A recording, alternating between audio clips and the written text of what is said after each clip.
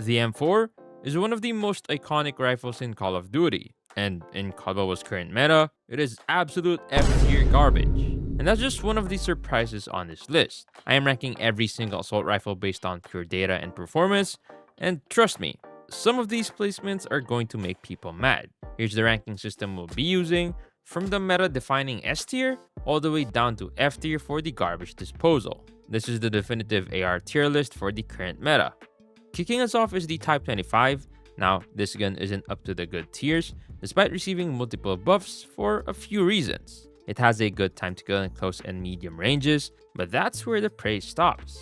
First, it doesn't have the mobility nor the mag stats to be efficient as an aggressive AR. Second, the handling is quite a mess thanks to its Z-shaped recoil pattern. And third, for the exact purpose that the Type 25 serves, there are simply better options in both the AR and SMG categories. It's outclassed on every front.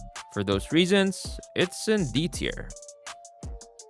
Alright, next is the M16 with the Wildfire perk, and this gun is quite the underdog. On paper, the stats are incredible. We have 54 meters of 4-shot kill, 100% consistent.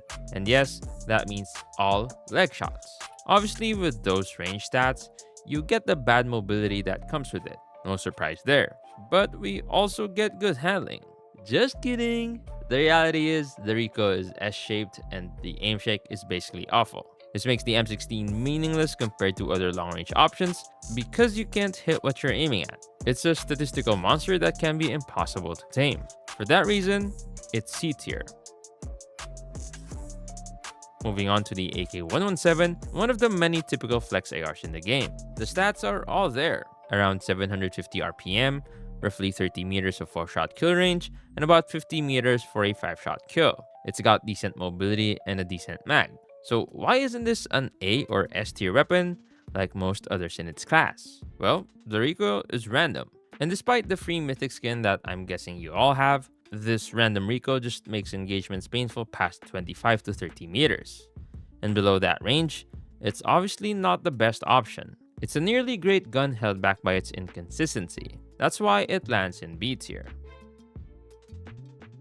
Next up is the AK-47. This gun is basically the definition of a 3-tap assault rifle. It has all the traits you'd expect: slow mobility, decent recoil, a nice large mag, and around 30 meters of 3-tap range. There are no real surprises here. The AK-47 is simply our benchmark for 3-taps. It's the standard by which all the others are measured. For being the perfect, reliable baseline, it sits comfortably in B tier. Next to the AK-47, we have the ASM-10.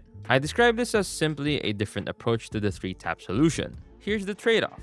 The Branson barrel attachment gives it huge instant kill potential and better damage. But on the other hand, it has slightly worse range, worse BSA, and a worse overall feeling than the AK-47. In the end, the opinion is that it's even with the AK-47. It's just a different flavor of the same core idea. Since it's on the same level as our benchmark, the ASM-10 also lands in B tier. Alright, let's look at the M4. To put it directly, the M4 is a mess. Here's the problem. It has the mobility and handling of a passive AR, but the range and BSA of a flex AR. In other words, it is slow and steady, but has basically grouse range. It's a gun built for long-range fights that can't actually win long-range fights. It has a complete identity crisis. There's no debate on this one. Straight to F tier. Next on the list is the BK-57, a member of the family of classic ARs. On paper, it has an impressive effective range of around 50 meters and can, theoretically, 4-shot all the way, but in practice, that potential 4-shot kill is quite unlikely. Its stats are stuck in the middle. The mobility is slightly under the flex AR standards. For context, that's a 6.1 meters per second sprint, 3.2 meters per second strafe, and 217 millisecond ADS time. The handling is also caught right between flex and passive AR standards. The recoil draws a parenthesis shape, which makes things a little inconsistent. So with all that, the final analysis is that it's overall decent. Not amazing, not terrible, that lands it solidly in B tier. Now we're at the first really good gun on the list, the LK-24. Its range is phenomenal. We're talking 61 meters of 4-shot kill, with the first 40 meters being 100% consistent. You pair that with insane steadiness, good recoil, and good flinch resistance. The trade-off is slow mobility, obviously. So what's holding it back? There's only one issue with the LK24. The SKS, the Type 63, and the Odin exist. But apart from being outclassed by those top meta choices, this gun is top notch. That makes it a straight up A tier. But what good is an A tier gun if your connection makes it perform like a C tier? We obsess over a weapon's time to kill, but we forget that our networks adds its own delay to every single fight. Think about it. The difference between an S tier and B tier gun might be 30 milliseconds. If your connection has a 14 millisecond disadvantage, a B tier player with a better connection will beat you every single time. Your connection is a performance multiplier, and if it's bad, it nerfs every gun in your hands. That's why I use ExitLag Mobile to make sure my connection is a buff, not a nerf. In my tests, even on an already good connection, ExitLag consistently gives me a 7 to 8 millisecond advantage. That might sound small, but when you're fighting for a 13 millisecond time to kill advantage, an 8 millisecond head start is a huge piece of that puzzle. It ensures my A tier gun actually feels like an A tier gun. If you're serious about performance, you need to control every stat you can. Try ExitLag Mobile for free for 3 days using my link or the QR code.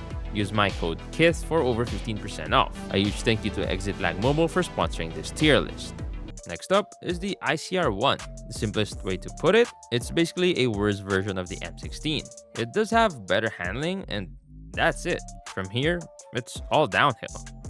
Worse range, worse fire rate, and similar mobility, which, if you remember the M16, means awful. In the passive AR category, a gun can't be that far down without consequences. This is an easy one, straight to D tier. Next, we have another 3-tap AR, the Manowar, but this one suffers from a few key details. First, it has a slower fire rate. Second, it doesn't even have the best range out of all the 3-taps. And third, it has the worst mobility of all of them. So statistically, it's at the bottom of its class.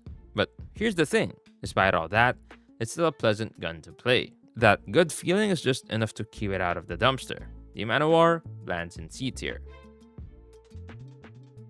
But what happens if you take that C tier Manowar and add the thermite rounds? On the other hand, it becomes an incredibly efficient weapon. It serves two huge purposes. First, for killing. You suddenly only need 2 shots to kill, as long as the enemy doesn't have Dauntless or Flak Jacket. And a quick pro tip, if this weapon is giving you trouble, use Dauntless. Second, the thermite rounds are incredibly efficient for blowing up any kind of score streak. This dual role makes it hard to rank. Personally, I wouldn't rank it with all the other ARs, but if I had to, it would end up in S tier.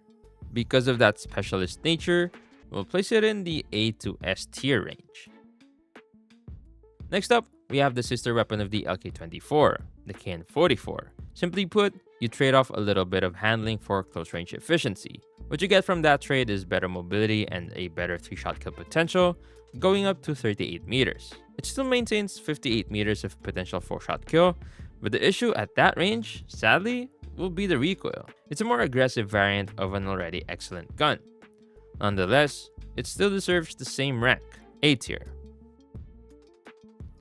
Next on the list is the HBRA-3, and this gun is kind of a mixed bag. Here's the easiest way to describe it. Imagine the M4, but with better range and BSA. That's basically the HBRA-3. It pulls its stats from all over the place. It has 44 meters of potential 4-shot kill, but its mobility is similar to the LK24, and its handling is that of a BK57. This combination of parts makes a gun that's simply average, and average has a very specific home on this list, C tier. Alright, for this next one, the HVK30, I'm probably gonna get some comments. This is a highly specialized weapon. It's only dominant under very specific conditions. It needs to be paired with another gun using overkill, and it's meant for slower game modes like TDM, frontline, or search and destroy. If you meet those conditions, it's a monster. You get an 18 meter 3-shot kill, a 29 meter 4-shot kill, and an infinite 5-shot kill range. On top of that, a headshot means 1 less shot to kill, no matter the range. The reason it needs that specific setup is to cover its weaknesses. The mobility is just that of classic ARs, and the handling is kind of weird with an S-shaped recoil. But the big issue is simple. You only get 28 bullets in a magazine that fires at 660 RPM. So yes, it has major flaws, but within its niche, it is terrifyingly efficient. That's why, despite the conditions, this is an S tier weapon. Next up, a true fan favorite, the DRH. Its main advantage is having the fastest fire rate of all the 3-tap rifles. This gives it a fast 210 millisecond time to kill out to 36 meters. The trade-offs are decent, but not great mobility. And its handling is technically the worst of the 3-taps, though it's still not bad at all. So with a time to kill that fast, why isn't it S tier? There are 3 main reasons. First, it can't 2-tap heads. Second, it's far behind the Odin in close, medium, and long range. And third, against typical flex ARs, its mobility is just too far behind. It's simply lovely, but those limitations keep it from the top spot. The DRH is a fantastic A tier weapon. Okay, for this one, I'm sure people will get mad. The Peacekeeper MK2. Just listen to the stat sheet. Of all the flex ARs, it has the best range with a 39 meter 4-shot kill. It has the best mobility with a 215 millisecond ADS, 4 meters per second of strafe speed, and 6.2 meters per second of sprint speed. It has one of the best magazine stats, 40 bullets paired with a 0.8 second reload time. And it has one of the lowest flinch values in the game at 0.38. The only issue with this weapon is that the recoil and iron are slightly inconvenient. So here's the final call. In our opinion, the Peacekeeper is S tier if you can manage the recoil.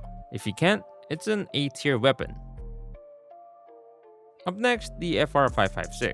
This gun is quite weird. On paper, the stats seem fine. You get an excellent 43 meters of 4-shot kill range, but it's balanced by the slow mobility of an LK24. The recoil is okay-ish and the flinch is okay. You only get 30 bullets, which is not great, but it's manageable. So if the stats are mostly fine, what's the real problem? The issue isn't on the stat sheet. The real problem is that the aim shake and the iron sights suck. This makes the gun feel awful and inconsistent to use in a real match, no matter what the numbers say. It's a classic case of a gun with a bad feel, and that lands it squarely in C tier. Moving on to the AS Val. This gun holds a unique distinction. It's the only good aggressive AR that isn't just a copy of an SMG. It's built for this role with a solid 25 meters of 4-shot kill, offering a quick 225 millisecond time to kill. Its mobility is basically what you get from a QQ9, so it's incredibly nimble. Now, it has some strange quirks. The mag has 40 bullets and a 1.3 second reload time, which seems large enough, but in game, it felt short, even in search and destroy. Furthermore, the handling is terrible. But here's the key. Because this is a close range weapon, that terrible handling doesn't matter, so we're good. It's a fantastic specialist for its role, a solid B tier. Alright, next up is the CR56 AMAX. And this one is kind of weird too. It's a bundle of contradictions. It's a classic AR, but it has awful mobility. On the flip side, it's a classic AR that has a very strong 40 meters of 4-shot kill. And the handling, it's alright, but not that good. So what do you get when you put all these mismatched parts together? Simply said, it feels like a buffed M4. It's definitely better than the real M4, but that's a low bar to clear. It's a solid C tier. Next up, we have the M13. This is the noob-friendly AR by excellence. It's incredibly forgiving due to its fast fire rate, easy handling, a nice 60-round magazine with a good reload time, and mobility that's right there at the flex AR standard. The only real downside is that the range is a tad short for its class. But honestly, it's super fun to use. Here's the best way to describe it. It's a gun that highly rewards your aim when you're good, but also lets you make mistakes when you're not. For that perfect balance of ease of use and effectiveness, it lands in B tier. Okay, next up is the Swordfish. And honestly, this one is tricky to rank. On paper, the gun is incredible. Damage-wise, it has an infinite 1-burst range. Up to 36 meters, you only need 4 shots to kill, which is 1 shot less than a full burst, making it very forgiving. The mobility is decent, and there's obviously no recoil. Simply put, all of its stats are good. So why isn't this the best gun in the game? That's because it's a burst gun, and that comes with an inherent inconsistency that holds it back. So I'm going to put it in B tier for the simple reason that, yes, It's statistically good, but it's a burst gun. Next on the list is another classic AR, the Kilo 141. Let's run through the stats. You get a 33-meter 4-shot kill and a 55-meter 5-shot kill. And thanks to the most recent buff, it now has a potential 3-shot kill up to 23 meters and a potential 4-shot kill all the way out to 55 meters. The mobility is standard, and the handling is quite good across the board, from iron sight recoil to flinch resistance. So when you add it all up, the Kilo 141 has overall no flaws. But at the same time, it has nothing too crazy to make it meta. It's the definition of a solid, reliable rifle, and that's the definition of B tier. And now, the Odin. I could simply say this: a 145 millisecond 2-shot kill time to kill up to 25 meters, and an infinite 3-shot kill time to kill of 290 milliseconds. And that alone would be enough to justify it being not just S tier, but the best gun in S tier by far. But let's be more exhaustive. It has awful mobility, but I'd argue that's a perk, as it forces you to be slow and line up those devastating long-range shots. It also seems to have a terrible recoil pattern, but because the fire rate is incredibly low, it doesn't climb fast at all, making it very controllable. The handling is generally great, aside from one small issue with the flinch, which is at 0.7. But that doesn't matter. Even after many nerfs, this gun is simply the best. It's not just S tier, it's S plus tier. Next up is the Krig 6, and there's a perfect way to describe this gun. The Krig is to the Kilo 141 what the KN-44 was to the LK-24. It's another version for the same purpose, just with a different trade-off. Here, you get way worse handling in exchange for better range, specifically with an infinite 5-shot kill. The problem is that the S-shaped recoil that comes with that bad handling truly makes its exploitability terrible. So, while the Kilo was a true B tier gun, the Krig is a slight step down due to that difficult handling. I'd rank it as a B- tier. Next, we have the EM2, and on paper, this is the best 3-tap AR that isn't the DRH. It has the best compromise of them all: a large mag, the best range, the best mobility, and the best handling for its weapon type. So why isn't it S tier? The only thing that nerfs it is the fire rate interval. For context, the AK-47's is 110 milliseconds, and the DRH's is 105. The EM2 is just slightly slower at 112 milliseconds. Now, that tiny difference may not look like much, but honestly, it feels terrible. But if you can get past that feeling, this gun is deadly. It's a top performer, held back only by its feel. That puts it at the top of B tier. You could even call it B plus tier. Alright, next up is the Maddox, and this one is quite tricky to rank. On one hand, on paper, it looks like a decent flex AR. On the other hand, in practice, it feels terrible. There are two reasons why. The iron sight is weird, and the recoil is a catastrophe because of how irregular it is. So when you take both the practical and the statistical aspects together, you get a gun that's stuck in the middle. The Maddox ends up in C tier. Next up is the FFAR-1, another great aggressive AR that's actually kind of in the middle between the flex and aggressive roles. Its fast fire rate and good damage between 0 and 8 meters make it incredible up close. That same speed, combined with its easy recoil, makes it great all the way out to 42 meters. To top it off, the mobility is good, similar to what you get on the XM4. But the real kicker is its incredible headshot multiplier. When you combine that with what feels like absolutely no recoil, this gun can vaporize people in an instant, almost like an HVK-30. It has moments of S tier power. That makes it a solid B tier. Alright, next up is the Grau 556. This gun is not particularly great. It's a thoroughly average flex AR. The range is okay at 28 meters for a 4-shot kill and 42 meters for a 5-shot kill. The mobility is also just okay. But here's the trick. The handling is so great that it'll make the gun feel like it's excellent. That feeling, however, hides the real problems. The BSA is bad for a flex AR, and when you end up against good players, that great handling can't compensate for the performance deficit. Overall, it is simply average. The Grau is a textbook C tier weapon. Next on the list is the Groza, and let me be blunt, it's a PDW. By flex SMG standards, this gun is perfect. It has a 32 meter 4-shot kill which drops off to a 6 shot right after, just like the PDW. It has good mobility with an especially fast strafe speed of 4.1 meters per second. The only issue is that the handling isn't perfect. It has an S-shaped recoil and a weird iron sight. Honestly, this gun is highly underrated. Its final placement just depends on your personal comfort. It could be A or B tier, and it only depends on your comfort with the iron sight. For me, I can handle it just fine, so I'm putting it in A tier. Alright, it's time to talk about the absolute top of the meta. There is a trio of top flex ARs right now, and the first is the Type 19.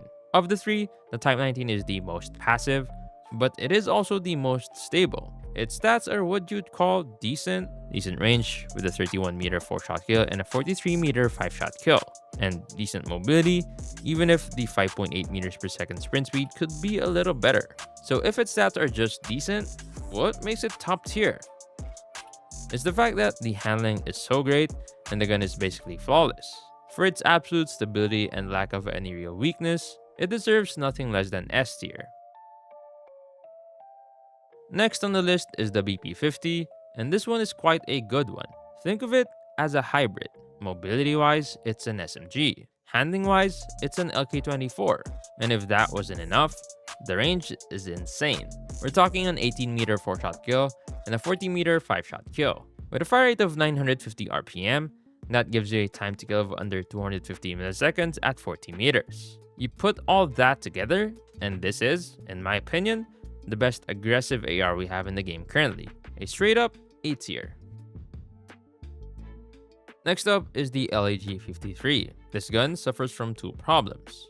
First, stat-wise, it is not the Odin. And second, it is Odin's direct competition. You could argue it's basically useless and throw it in F tier. But the thing is, it's not necessarily that bad. On its own, it has a good 2-shot kill potential at 225 meters, provided you hit the stomach or chest, and it has an infinite 3-shot kill range, which is good. The real problem comes back to mobility.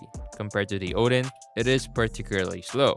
And while we said that slow mobility was a perk on the Odin, on this gun, it's just too slow. It's a decent option in a world where a vastly superior option exists for the same job. That lands it in C tier. Remember that trio of top flex ARs? Now we're at the last of them, the XM4. Its role in this group is to be the middle of the pack, the perfect balance. It's a series of trade-offs against its S-tier rivals. It's slower than the Peacekeeper, but it's more controllable. It's harder to control than the Type 19, but it's more aggressive. And while it has the worst range of the three, its range is still decent. It's not the absolute best in any single category, but it is so incredibly good at everything. It's the most balanced, versatile weapon at the top of the meta. That makes it an undeniable S tier. Next up is the Vargo S, and this is one of the biggest mixes we've ever seen. Let's start with the stats. Stat-wise, this gun is incredible, no doubt. It has everything it needs to be a great aggressive AR. The mobility is a little short, but that's fine, but the handling is terrible. And I don't mean a little difficult.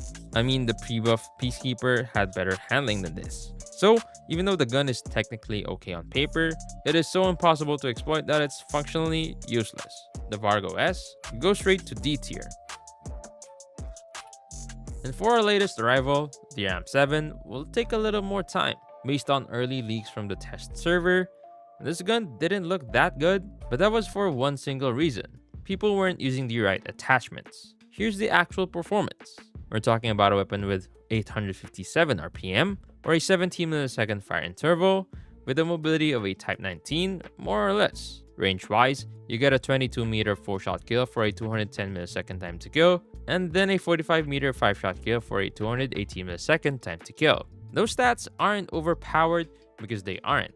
The gun is balanced. But where this gun truly shines is the handling. You have little to no flinch, a decent iron sight that doesn't shake too much, and the recoil pattern that is, simply put, smoother than everything you know. Overall, this isn't going to be an insane top meta gun.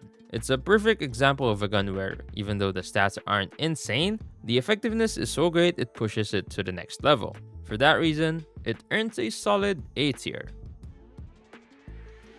But just knowing the RAM7 is A tier isn't enough to master it. We talked about its unique handling, where to take gunfights with it, and its specific recoil pattern. If you want the full deep dive guide on how to control all of that, the next video you need to watch is my complete breakdown on how to use DRAM 7 in COD Mobile.